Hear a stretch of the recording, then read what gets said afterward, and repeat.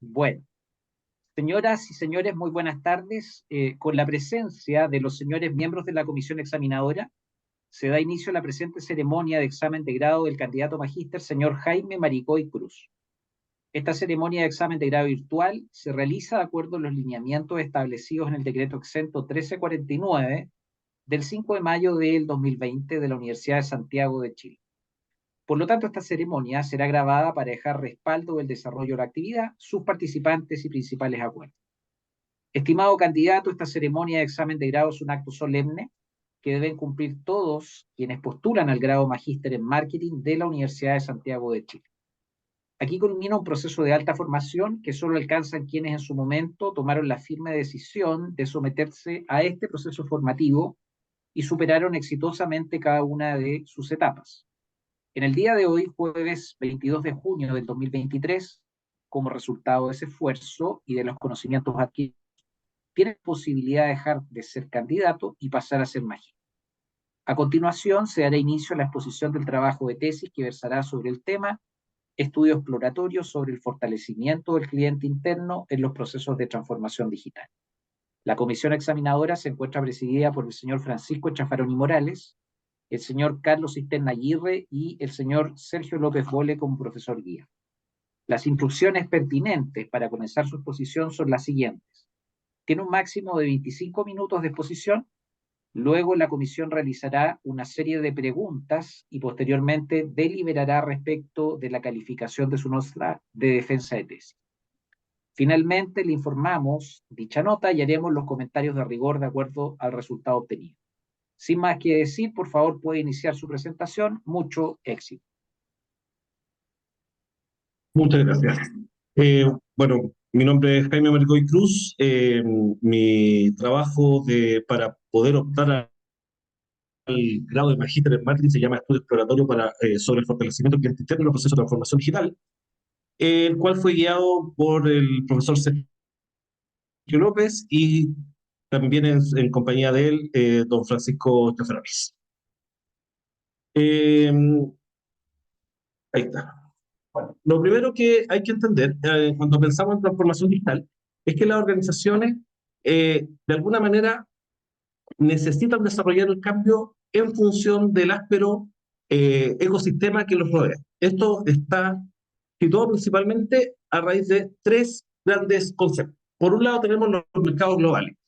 Jamás en la historia habíamos tenido tantas empresas con presencia internacional en Chile y, y esto contrae que sea altamente competitivo. Estamos hablando desde procesos productivos mucho más eficientes, costos mejorados, espalda financiera, economía de escala y una serie de características que hacen que las empresas deban incorporar estrategias nuevas para poder competir en este escenario.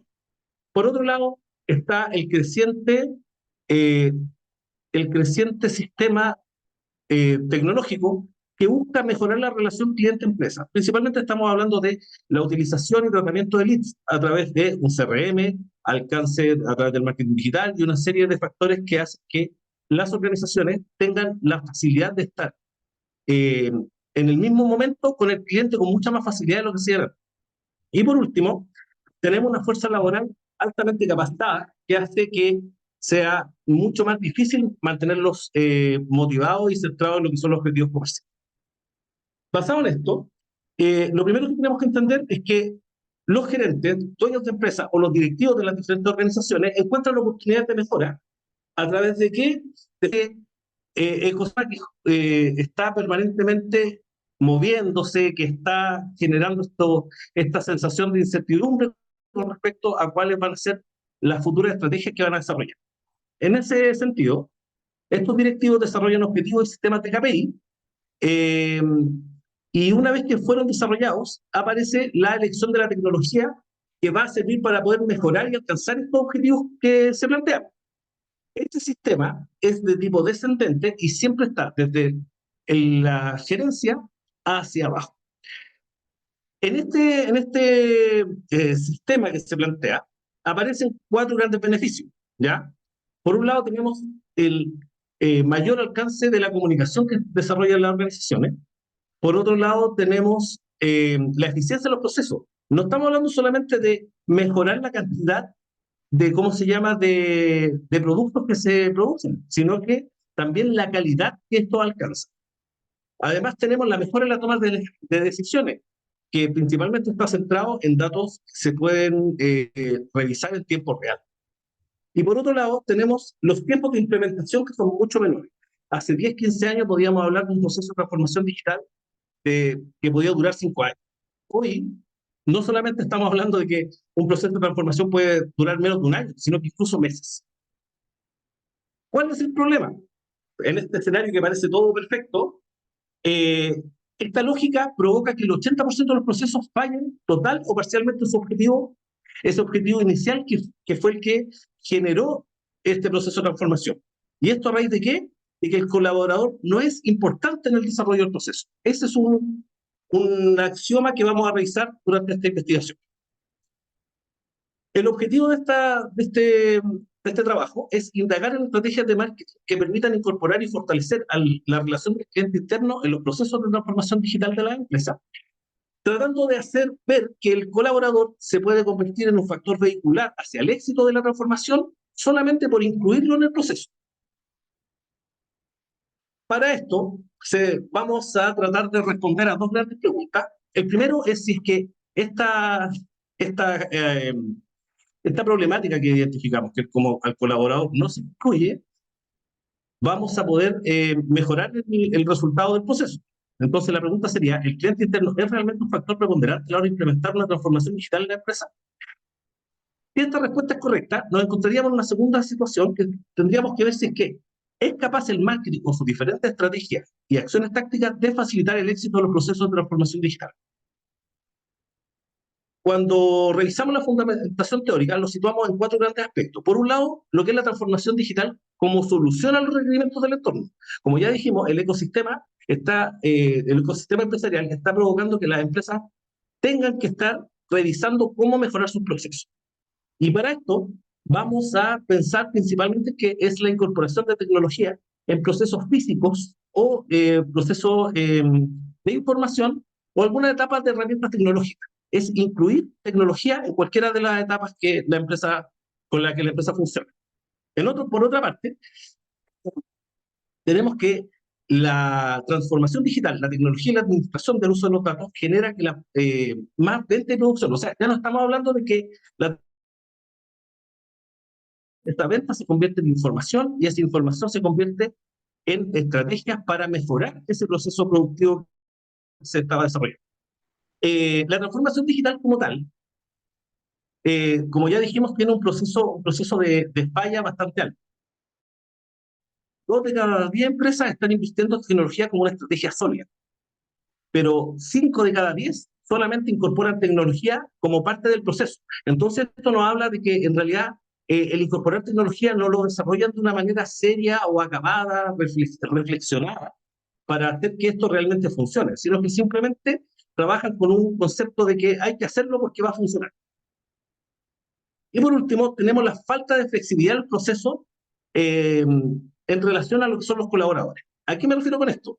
Estamos hablando de que la transformación digital parte de la base de que es incluir tecnología y está ahí llega. No hay incorporación del colaborador dentro de este proceso. ¿Qué pasa con esto? Esta falta de flexibilidad genera una resistencia a los cambios. Por lo tanto, otra área con el que fue revisada la fundamentación teórica está situada en el rol de la resistencia al cambio en el proceso de transformación digital. Para esto, se revisaron algunas características, por ejemplo, que la transformación digital no garantiza la comprensión de las labores que hay que tener en el proceso mismo. O sea, ¿qué es lo que va a hacer el colaborador una vez que se incorpore la tecnología? Por otro lado, este colaborador tiene mayor acceso a la información, entonces, a diferencia de hace, no sé, 15, 20 años, donde el colaborador no tenía este acceso a tanta información, ahora puede estar sentado en su colación buscando un nuevo trabajo porque no le gusta lo que está pasando. Y por último, tenemos una incertidumbre con respecto a su rol. Acá no estamos hablando de que el colaborador quiere irse, sino que él no sabe lo que va a pasar. Nos lleva a tener que revisar una matriz que genera el señor Robbins en su libro Comportamiento Organizacional, donde plantea plantea dos grandes dimensiones. Por un lado, la activa pasiva y constructiva destructiva. Acá nos encontramos con activa constructiva, donde el colaborador, de manera activa, ¿cierto?, va y presenta ¿cómo se llama?, su idea y trata de ser partícipe de la mejora.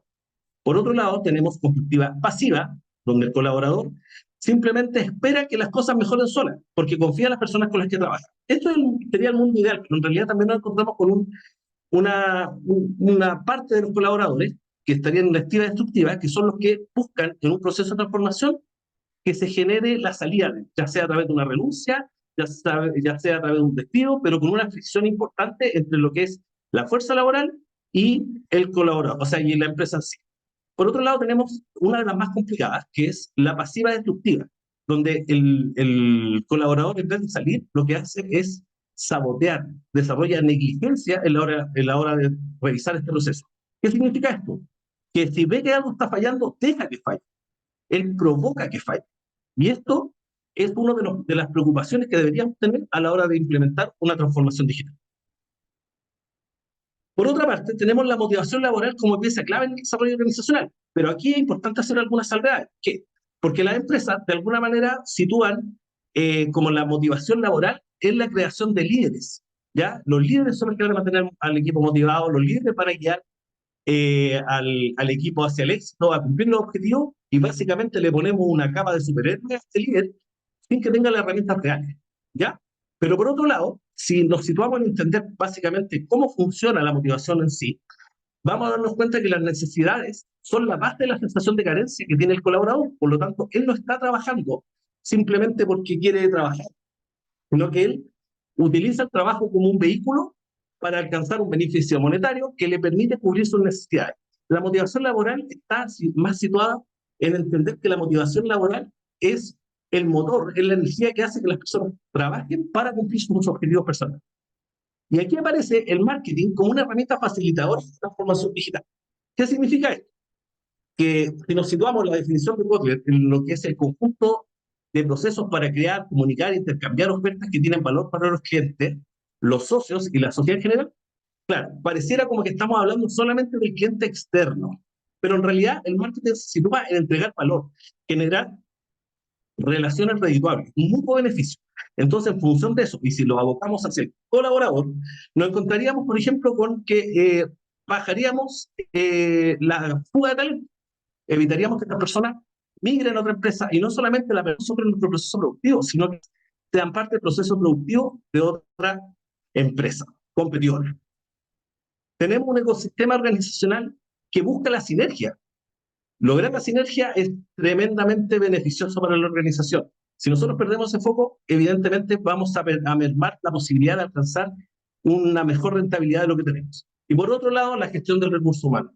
Eh, el, el, el, el lograr hacer que las personas se sitúen y quieran participar de la organización, que entreguen lo mejor que tienen.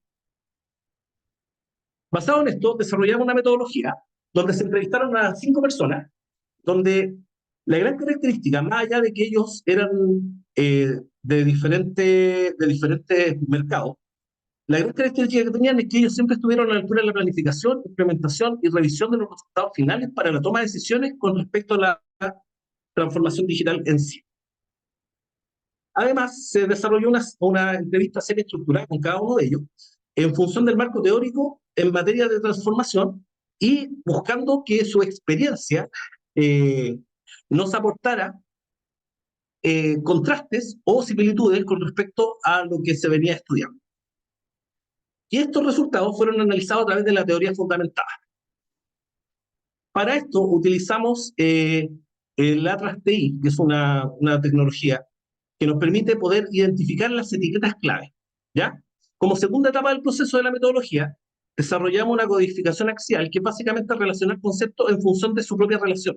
Acá me encontré, por ejemplo, que algunos hablaban de colaborador, trabajador, empleado, y estábamos hablando de lo mismo. Entonces, acá es donde tuve que hacer esa similitud. Y el siguiente paso fue una codificación selectiva, que dice que estos conceptos los vinculé de acuerdo a mi apreciación, mi estudio y finalmente mi opinión con respecto a lo que se estaba desarrollando. Desde acá se puede desarrollar una teoría que está fundamentada, como dice el nombre de la teoría, en sí, pero está situada en generar conocimiento empírico de lo que pasó a través de la experiencia laboral de estos 5 entrevistados. ¿Cuáles fueron los resultados? Por un lado, lo primero que hicimos fue preguntarles me dijeron que, o sea, disculpa, de la transformación digital. Ellos me dijeron que hay 2 grandes factores.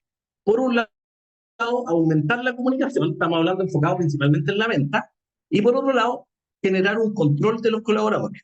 Ese control no busca solamente determinar cuántos son los productos que se están vendiendo, no busca un control de inventario, sino que busca determinar incluso los tiempos de producción, cuánto es lo que se tiene que producir por cada materia prima, ¿ya? Y eso es crucial a la hora de entender cuál es la razón de la resistencia. Después buscamos determinar cuál era la experiencia, y como ya conversamos anteriormente, vimos que ellos trabajaban en diferentes áreas, siempre estuvieron a nivel de decisiones, eh, para entender cuál es la situación, cómo se planifica esta transformación digital.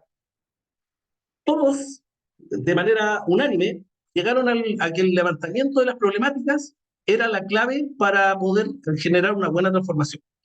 Para esto se dieron cuenta que también habían problemas dependiendo de los diferentes niveles jerárquicos. Por un lado tenemos la gerencia, que de alguna manera el gran problema que ellos tienen es que funcionan con un pensamiento tautológico. Ellos dicen, ok, vamos a generar la tecnología y vamos a ponerla a disposición del trabajador, y el trabajador lo va a hacer bien, porque el trabajo es su trabajo, por lo tanto tiene que trabajar. Es un pensamiento que termina siendo bastante complejo de poder digerir. ¿Por qué? Porque ellos funcionan con un pensamiento de estas características. Después tenemos a la jefatura, todos los niveles intermedios, que en realidad son el nivel más castigado a nivel de transformación. ¿Por qué? Porque finalmente se les piden o metas que son irrisorias, o se les piden metas y no se les entregan los recursos, pero en realidad ellos son los que realmente entregan la profundidad del valor o el beneficio percibido con respecto a la transformación. Y por último, tenemos al equipo, sí, que finalmente se entera del proceso de transformación cuando ya estamos desarrollando la transformación. ¿Ya? ¿Cómo determinamos las personas idóneas? Lo primero es entender que no todo está mal. En parte puede ser errores de la organización, en parte puede ser falta de capacitación, o simplemente este pensamiento tautológico. Tienen que hacer su trabajo porque es su trabajo, y lo dejan hacer. Una vez que se estableció esto, se agrupan a los colaboradores de acuerdo a sus fortalezas y debilidades. Y después de tener eso claro, se ajustan para los requerimientos de este proceso de transformación. Recién ahí revisaríamos si es que es necesario sumar personas nuevas a este proceso. ¿Por qué es tan relevante hacer y en este orden? ¿Por qué? Porque cuando los colaboradores que están trabajando les traen a una nueva persona, no lo ven como un reemplazo, no se le niega el pan y el agua, sino que todo lo contrario, lo ven como un apoyo, como que viene a colaborar. En función de esto, ¿qué es lo que provoca la resistencia?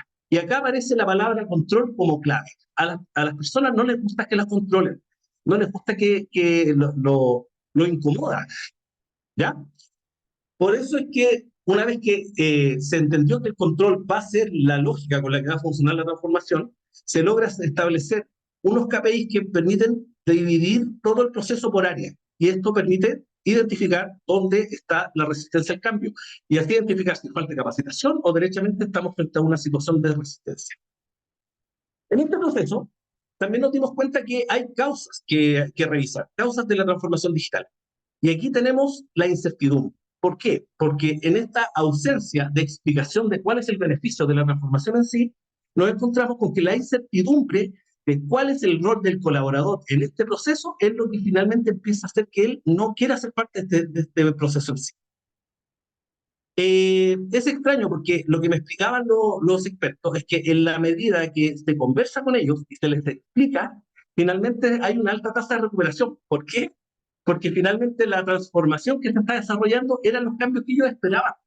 De alguna manera ellos estaban esperando que esto pasara.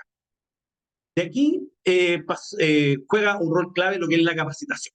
La capacitación que ya no debe ser con un sentido de desarrollo técnico, sino que también de habilidad y entrega de conocimiento con respecto a la propuesta de valor, el beneficio percibido con respecto a la transformación y principalmente cuál es el rol del colaborador en esta organización. ¿Cuál es la percepción de valor? ¿Por qué se diluye en el camino? Acá, lamentablemente, y vuelvo a insistir, es el pensamiento tautológico que utilizan los directivos al desarrollar estrategias que incluso a veces, y en muchos casos, no nos sitúan en lo que necesita la organización, sino que en lo que ellos creen que tiene que desarrollarse. En función de eso, nuevamente aparece la capacitación técnica, o sea, no enfocar la capacitación como una capacitación técnica. Esta es la tecnología, la tiene que apretar este botón para que prenda, este botón para que se apague. No, la capacitación tiene que estar situada en hacer entender al colaborador que el beneficio que él recibe por el uso de esa tecnología es muy alto. De acá viene una pregunta que es clave para efectos prácticos de la investigación. ¿La comunicación interna tiene un rol importante? Y claro que sí. La coordinación, el compromiso y la colaboración que genera la comunicación interna es de alto beneficio, ¿cierto? Acá, dentro de lo que explicaban estas personas, estos entrevistados, la comunicación se tiene que centrar en tres grandes pilares. Por un lado, la claridad. No se puede hablar con lenguaje técnico cuando no es necesario. Si tenemos un arquitecto que lee planos, no podemos mandarlo a hablar con un jornal para que vea planos. O sea, el concepto tiene que ser aterrizado a lo que él necesita. En función de esto mismo aparece la conexión que tiene que tener lo que se le solicita como parte del proceso de transformación con el sentido que tiene él y cuáles son sus expectativas. ¿Ya? Hablamos del colaborador. Y finalmente, nuevamente aparece la capacitación. La capacitación tiene que dejarse de ver solamente como un concepto técnico, sino que tiene que ser una instancia de generar comunicación, generar un intercambio de ideas y mejoras para la organización. ¿Qué pasa después del proceso de transformación? ¿Hay algo que hacer? Y claro que sí. ¿Por qué? Porque hay que desarrollar KPI, pero los KPI que se le informan al equipo no tienen que ser tan lejanos. Me refiero, por ejemplo, que el proceso de transformación redujo la tasa de accidentabilidad, redujo la tasa de rotación. Esos son KPIs que a ellos no les interesan. Entonces, ¿cómo sería el proceso posterior? Sería desarrollando un sistema de control que el colaborador sienta que le está beneficiando. Por ejemplo, cuánto está produciendo y si eso, cuánto lo acerca a un potencial sistema de beneficio. Además, hay que encontrar, y esto fue uno como de los grandes hallazgos con respecto a lo que yo veía. ¿Por qué? Porque siempre pensé que cuando inicié esta investigación que las personas estaban buscando el trabajo. Y en realidad el tema monetario también es súper relevante.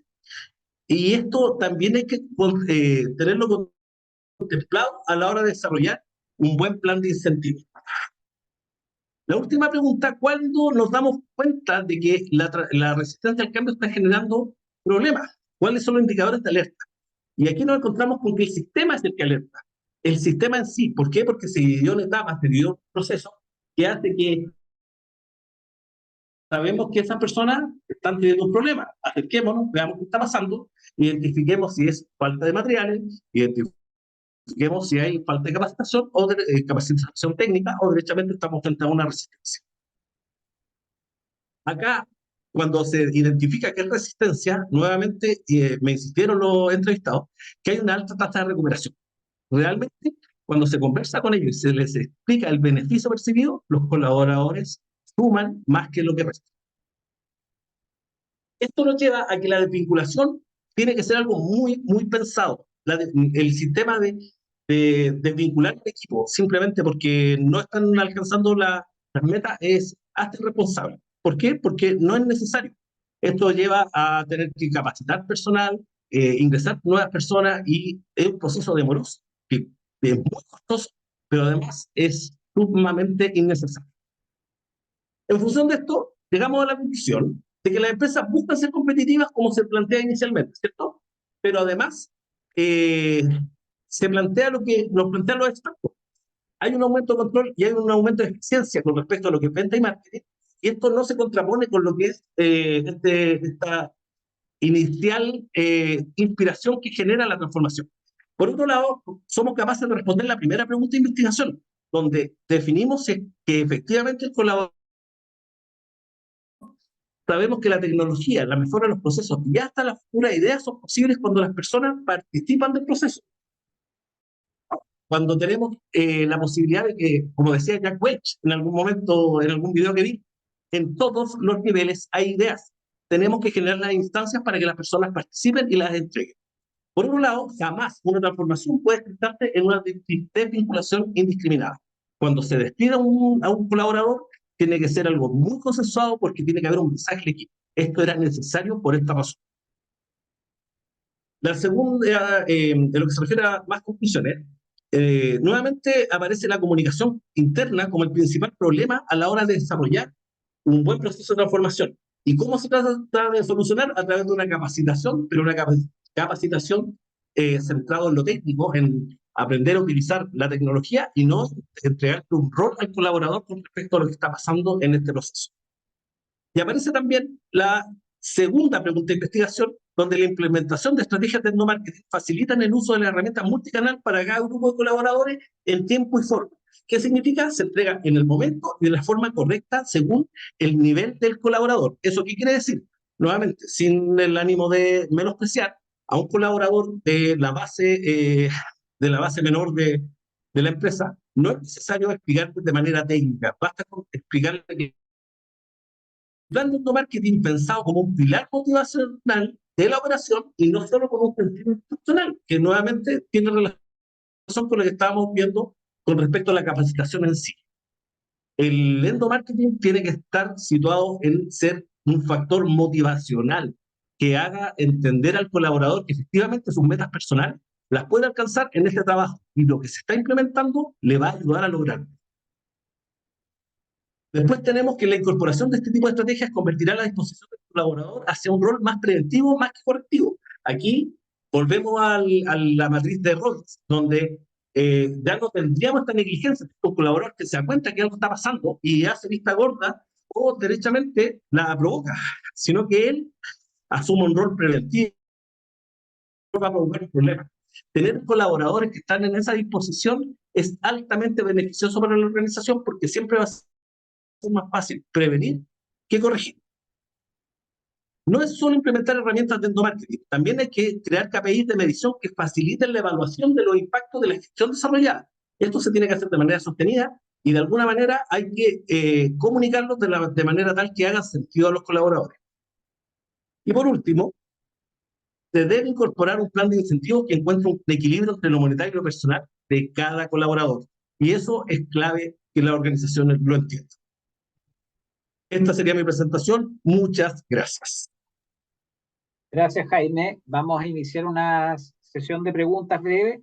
En este caso, yo me abstengo como profesor guía, pero Francisco y Carlos van a hacer preguntas. Adelante, Francisco. Muchas gracias, Sergio. Lo primero es decir que la presentación estuvo muy, ¿cómo decirlo?, ajustada, de modo que deja poco espacio para poder abrir una grieta con alguna pregunta. Así que muy bien por eso, ¿ya? Sin embargo, pude anotar algunas cosas. Lo primero, felicitarte por citar a Jack Welch. Ese video es muy bueno, ¿ya? Ahí, No uso mi clase igual. como CEO del milenio, Jack Welch lo hace muy bien. A ver, lo primero entonces que escribe acá es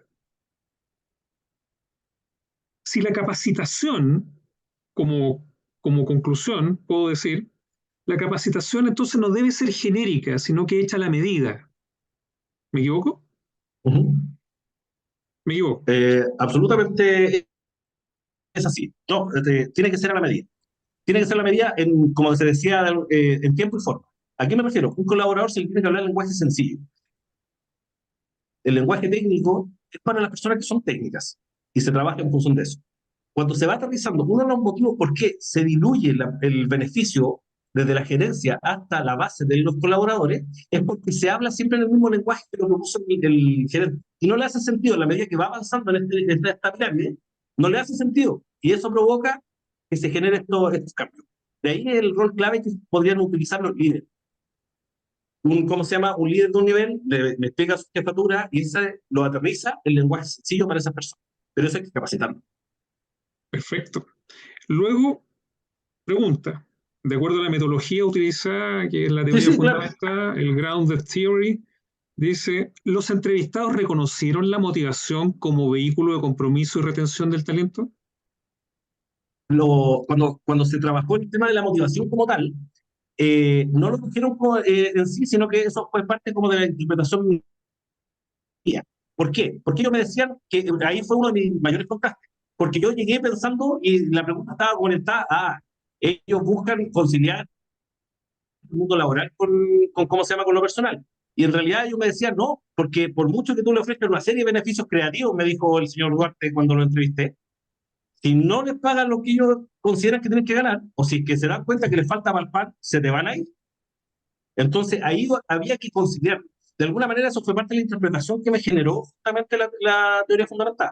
No es que me lo dijeron literal, sino que yo lo tuve que interpretar. Perfecto, muy bien. Luego, yendo justamente a la metodología, ¿cómo evalúan la metodología utilizada? Que en este caso fue la entrevista semiestructurada a expertos. ¿Fue el mecanismo ideal? Eh, yo creo, en lo personal, primero, yo la amé. Me encantó porque no había hecho nunca una investigación de tipo cualitativo.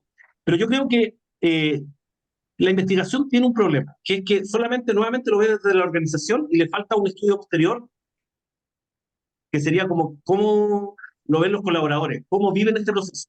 Desde esa perspectiva, y entendiendo que de repente me faltó tiempo, no se me ocurrió en ese momento, yo encuentro que sí estuvo bien realizada. Logré conclusiones que eran potentes, que incluso iban en contraste, traté de quitarme, de verdad que traté de quitarme los sesgos. Pero la teoría, en la medida que yo lo iba juntando y me hacía sentido lo que me iba diciendo, y muy reflexionado, llegaba justamente a conclusiones que llegaba al punto en que ya no podía contradecirlas, porque siempre estaba como, a ver, llegué a esto. ¿Pero qué pasa de esto? No, pero es que no, porque me lo decían así. No se podía. Entonces, finalmente yo siento que en la aplicación de la teoría estuvo bien hecha. Perfecto, fue bien seleccionada. Entonces, Siempre entendiendo, agregaría la dimensión de aplicarla también entonces a los colaboradores. claro, en un segundo estudio Perfecto. sería absolutamente complementaria a lo que ya se desarrolla. Me parece razonable. Además, también viviste, con lo que acabas de comentar, viviste lo que vive un investigador en el fondo, que es tratar de congelar los sesgos propios justamente para que no Sí. intervengan en el proceso de De análisis. alguna manera, De hecho, lo más difícil. Así que, de hecho, muy cuando bien. traté, de verdad, en algunos momentos cuando estaba desarrollándola, como que me intimidaba, decir, ya, pero esto es mío, pues ¿te acuerdas que en algún momento le consulté? Entonces, Sí, ¿cómo se llama? Me di cuenta que la teoría llegó al punto en el que yo ya no podía cuestionarla, porque trataba de cuestionarla yo desde mi visión de marquetero. A mí amo el endomarketing.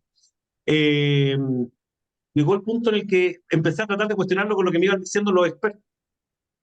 Entonces, cuando ya no había nada, yo decía, ya, ok, llegué a un punto de inflexión en el que esto es lo que se me trató de transmitir. perfecto. Muy bien. Eso por mí. Hola, hola. Fíjate que Ok. nuevamente voy a aprovechar me voy a aprovechar del pánico en el sentido de los comentarios de Francisco, porque yo, yo soy un adoradora, seguramente esto a los que son más estadísticos les debe caer bomba, pero soy un adorador de las investigaciones soportadas por entrevistas a gente experta, ¿ok? Creo que la opinión es tan verdadera, casi es así como lo que te sale del corazón, y eso lo transforma en algo muy interesante. ¿Qué es lo que me ocurre? Me ocurre aprovechando el comentario que efectivamente, si lo que te pasó, Jaime, cuando tú le entrevistas a gente tan extraordinaria, y luego vas y le preguntas al colaborador y el colaborador te dice, bueno, siempre que me paguen yo camino. ¿Ok? Como que existe una dicotomía, como que las cosas como que parten una para un lado y la otra para el otro. Fíjate que hace, no sé, lo veíamos con Sergio la otra vez, la gerente de personas del banco BCI, señalaba como que después de haber hecho un tremendo estudio con sus colaboradores, y lo que les mandaba era el dinero. Estamos en Chile en todo caso, ¿no es cierto? En otros países puede ser distinto. Por lo tanto, ellos eran el banco que en el momento que revisaron, ¿no es cierto?, la relación con este cliente interno, dijeron, mira, el eje fundamental para mi cliente interno es la cantidad de plata que gana. Y de ahí muchas otras cosas. Y eso determinó que ellos se transformaran, de acuerdo a las propias palabras de la gerente, en el banco que mejor paga en Chile. Y lo declara así, nosotros somos el banco que mejor paga sobre cualquiera de los otros bancos. ¿Qué es lo que, ¿Cuál es mi pregunta después de todo este comentario? ¿Cómo crees tú, Jaime, cómo crees tú lograr que realmente uno pueda, ¿no es cierto?, desarrollar cosas con el cliente interno, em, no necesariamente relacionadas a este pago o a esta compensación tan duramente estructurada sobre el dinero? ¿Cómo lo hacemos, digamos? ¿Ok? No, Bien. En ese caso, profesor, yo creo que habría que nuevamente hacer una segmentación de acuerdo es a los difícil niveles. la pregunta, ¿eh? Porque Porque, la evidencia, como dice López, eh, nos muestra lo contrario, ¿no es cierto? Dale, dale, no, dale. claro, porque lo que pasa es que siempre el tema monetario es un factor. Eso me lo demostró el estudio. Nuevamente asumo que partí pensando algo diferente, pero me lo demostró el estudio. Pero si yo tuviera que complementar el tema monetario, va a depender de los niveles. Por ejemplo, niveles de jefatura o, no sé, incluso gerencia, los desafíos son altamente atractivos para ellos, ¿ya? No sé, estudios, generar ideas que sea bien recibida. Ah, disculpa, idea en el nivel inferior. Eh, Estudios, puede ser, ¿cómo se llama? Capacitaciones, viajes, son otro tipo de incentivo. En cambio, con la plana media y la pirámide, la parte inferior de la pirámide, ahí es donde nosotros sí podemos ser de alguna manera creativos mientras a la persona no le falta. Una cosa de las que me llamó la atención, por ejemplo, dentro de esta capacitación, o sea, de esta entrevista, es que me hablaban de que la hora extra es una demostración de la ineficiencia de la organización. Y de alguna manera, el colaborador en la base eh, la regula para que siempre se necesite hora extra. Este tipo de procesos de control logran hacer justamente que esa hora extra ya no sea necesaria. ¿Le afecta? Claro, pero lo podemos compensar de otra forma, claro, con un buen plan de incentivo de tipo monetario. Hay que encontrar el equilibrio. Cada empresa es un mundo, pero yo creo que es absolutamente necesario para poder desarrollar ese equilibrio, dividir la pirámide de acuerdo a los intereses de cada colaborador. Como decía el factor motivacional, tiene que ser absolutamente coherente su necesidad y sentir que es un vehículo para alcanzar su propio objetivo. Perfecto. Ídolo. Gracias, Jaime. Te pasa. Gracias, Perfecto. profesor. Gracias, Jaime, por tu presentación. Leslie, gracias. Don Jaime Marigoy, la comisión formada por el profesor Francisco Chaffaroni, el profesor Carlos Cisterne, quien te habla, Sergio López Vole, hemos decidido aprobar tu presentación con la calificación máxima, tienes una nota de 7. Creemos que hiciste un muy buen trabajo, te felicitamos, y la verdad es que hemos decidido que Carlos Cisterne junto a Francisco den las palabras de cierre acerca de tu presentación. Jaime, qué alegría, ¿no es cierto? Primero, lo hablábamos, ¿eh? Lo hablábamos recién con Francisco y con Sergio. Qué alegría haber podido conocerte, haber experimentado contigo y vivido contigo, ¿no es cierto?, nuestras clases y la forma en cómo nos relacionamos. Todos concordamos que eres de los alumnos que todos quisiéramos tener, ¿ok? Porque somos más o menos buenos profesores. Un profesor más o menos contigo lo sufriría. Así que ha sido un verdadero gusto recibir todos tus comentarios, tus investigaciones, siempre, ¿no es cierto?, tu manera de manejar todo lo que te entregamos fue de primer nivel y hoy día me alegra y me enorgullece haber tenido la oportunidad de participar de tu tesis. Y nada, po, el 7 no es una cosa que nos costó llegar, no nos costó nada llegar a él, por lo tanto eso implica, ¿no es cierto?, que todos pensamos lo mismo de ti. Así que nada, felicitaciones. A partir de ahora, señor Magíster en Marketing, un verdadero gusto. Gracias, profesor. Muy bien. Solo decir que la opinión es unánime. Eh, Me siento un privilegio haber compartido contigo en las clases también. El curso lo dinamizaba siempre con ejemplos prácticos y eso se refleja justamente en el ánimo, en la disposición que uno desea encontrar, ojalá, la gran mayoría de los participantes en la academia. Así que bienvenido, maestro, bienvenido, magíster. ¿Ya? Sácale harto brillo a esta etapa. Este es un cierre solamente el proceso de formación, lo hiciste de manera increíble. sigue hacia adelante porque queda mucho todavía. Así que felicitaciones, Jaime. Disfruta este día. Muchas gracias, no sé muy bien qué decir. Le agradezco, de verdad le agradezco, profesores, porque en general todos están estresados. Pero para mí fue un placer. Y no fue, a ver, quiero explicarlo bien, no fue fácil, fue difícil, fue como cuando subí el Marqués, casi morí. Fue difícil, pero lo disfruté. De verdad que disfruté el proceso, me encantó. Me acuerdo cuando conversamos, profesor Francisco, ¿cómo se llama? Pasémosla bien, no te estreses, y de verdad no me estresé, la pasé bien haciendo. Fue difícil, me costó llegar, pero lo disfruté. Y eso de verdad se agradece. Así que muchas gracias por sus palabras. Gracias a B de ti. victoria, B de victoria. Muchas gracias a ti, Jaime. Estamos muy contentos de que hayas llegado a esta etapa. Lo has hecho por todo tu esfuerzo, sin duda. Te felicitamos también y extiéndele las felicitaciones a toda tu familia, porque siempre la familia es un soporte muy importante en este proceso.